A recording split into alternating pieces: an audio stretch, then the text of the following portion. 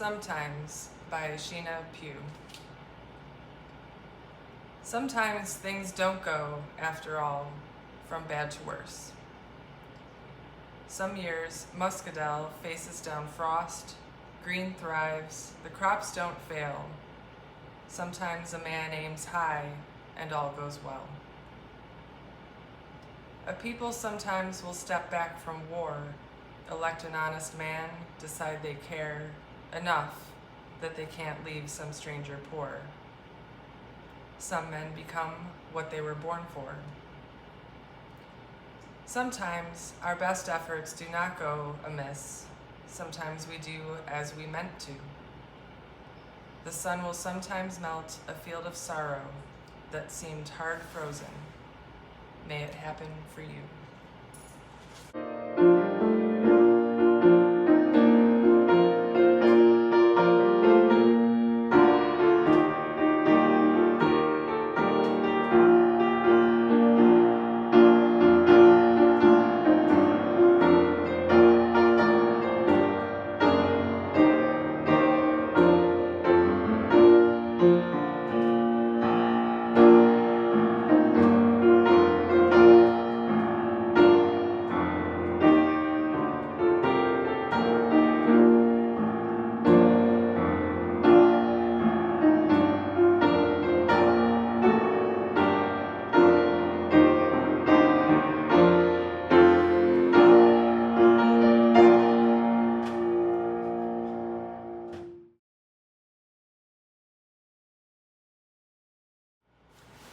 Hope by Liesl Mueller. It hovers in dark corners before the lights are turned on. It shakes sleep from its eyes and drops from mushroom gills. It explodes in the starry heads of dandelions turned sages. It sticks to the wings of green angels that sail from the tops of maples. It sprouts in each occluded eye of the many-eyed potato.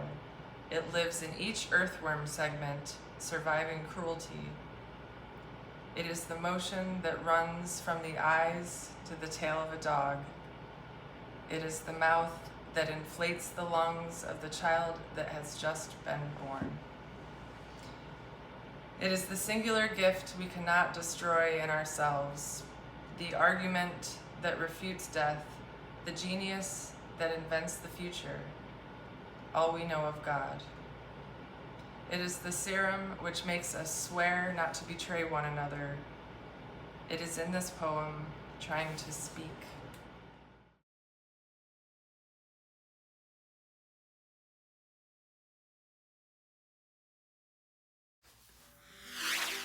Getting through mean times. Understand what and whose game you're in. And remember who you are and whose you are.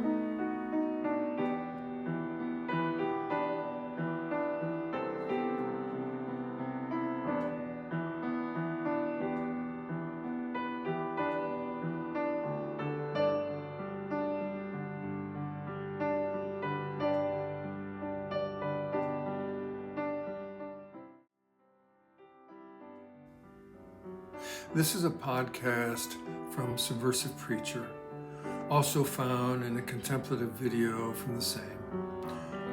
My name is Cameron Miller.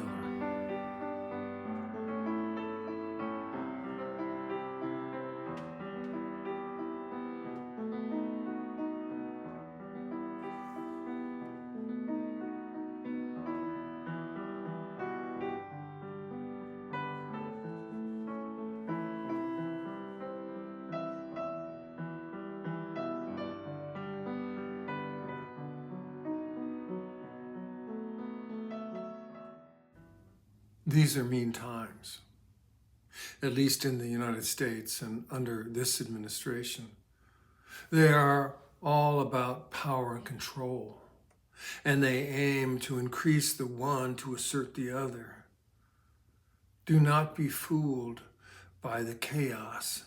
It is intended part of a strategy of distraction and usurpation. It is a lawless, narcissistic organization operating in the image and with the methodology of a lawless and narcissistic man. So let's be clear about the game we are in: power. It is about power and how to get it back from Donald Trump and those who gave it to him. Now, I want to be clear as well. I am not an expert in the process of gaining or retaking political power. There are others out there who are community organizers, political operatives, subversive organizations, even social psychologists. I'm not one of those. I'm a writer and a preacher, and a companion with those who are likewise teetering through this in-between time. I can offer you something about getting through mean times without losing your soul or even your mind. And that's what this is about today.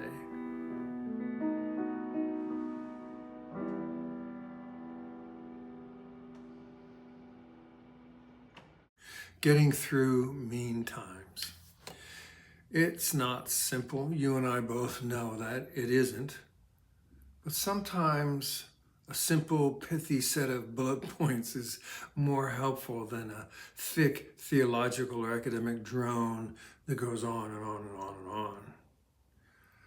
I've learned from my newspaper column, Denim Spirit, that 500 words can actually be a very generous room in which to move. So here goes. 1, don't be stupid. 2, do not succumb to fear. 3, be loving. 4, don't go it alone. Now, don't be stupid, by which I mean to not try to get martyred. Somehow Christianity has never really dealt with the fact that Paul sought to be martyred, literally went out of his way to make sure it happened. That was not Jesus' advice. Jesus said, and I love this so much, listen, I'm sending you out like sheep among wolves. So be as clever as snakes and as innocent as doves. That's from Matthew 10:16. We wrongly assume, because we were taught it this way, that Jesus aimed for Rome like some kamikaze pilot. But that's a story for another time. So if you are surrounded by fascists or people who knowingly or unknowingly supported their ascendancy to power, don't yell fire. Rather, look for allies who might be there, even if only allies on one issue. Also, look for vulnerabilities to exploit: emotional, economic, social, rational, relational. Find soft spots to plant a seed. Be strategic. Be subversive. 2, don't succumb to fear. Now, please notice, I didn't say don't be afraid. We should be afraid.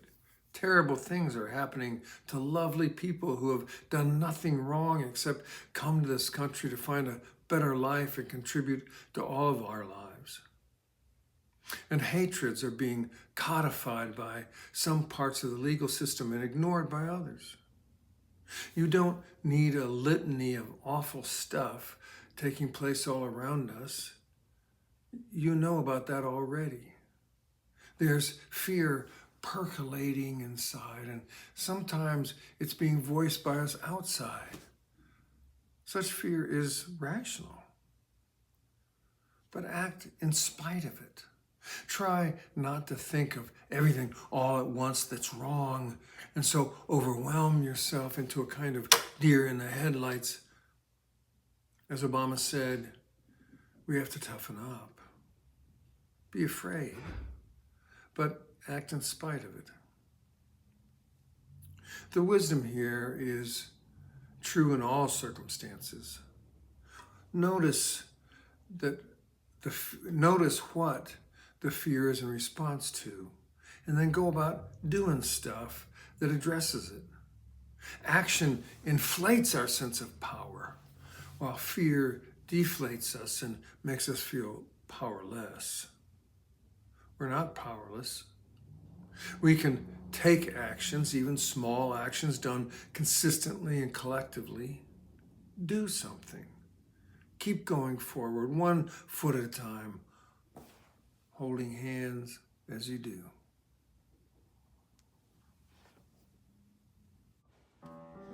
Thank you for sharing in this Subversive Preacher post. I want to take a break in the action to invite you to explore this renovated website that preserves much of the former elements you may have found helpful, like sermons and Denham Spirit. To that, it also adds contemplative videos and podcasts. If you know somebody who might also appreciate the content found here and might feel supported by knowing there are others who are exploring the same things as you and I are, please don't keep this a secret. Share, invite, and welcome them into the community. Thank you. And now, back to the post.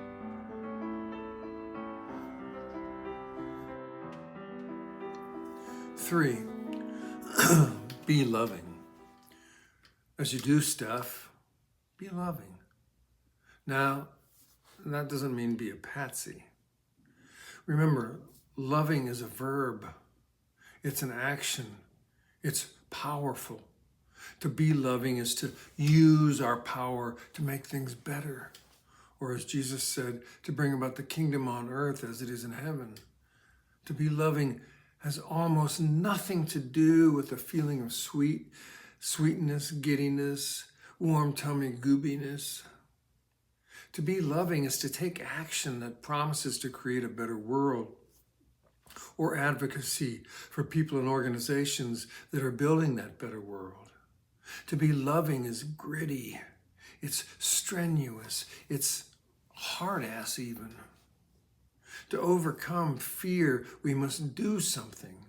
And the something we must do is to participate in an act of love that builds, creates, protects, or overcomes. And that brings me to number 4. Don't go it alone. Do what you do with your community. Even if they don't want to do all the things that you do, or go as far in the effort as you would want to go, be with them as leaven, but also allow them to be leaven within you. You see, God created the cosmos to the tune of interdependence. It all works together, even the explosive destructive parts. Earth itself is one giant ecosystem, and we know that an injury to one part is a wound on the whole.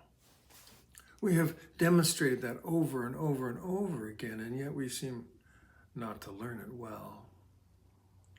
When we go it alone, unlike Rooster Cogburn in True Grit or Lone Ranger, we get flattened into insignificance. We're made to be part of something bigger than ourselves. And that's how and when we are the most effective at being a part of something that is much bigger than us.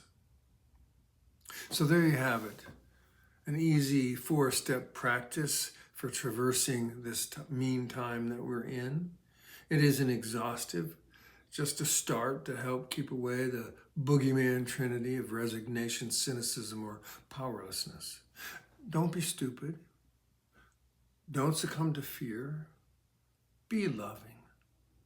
Don't go it alone. I hope that this has been helpful, and I hope you will come back and continue to be part of this online community. But even more than that,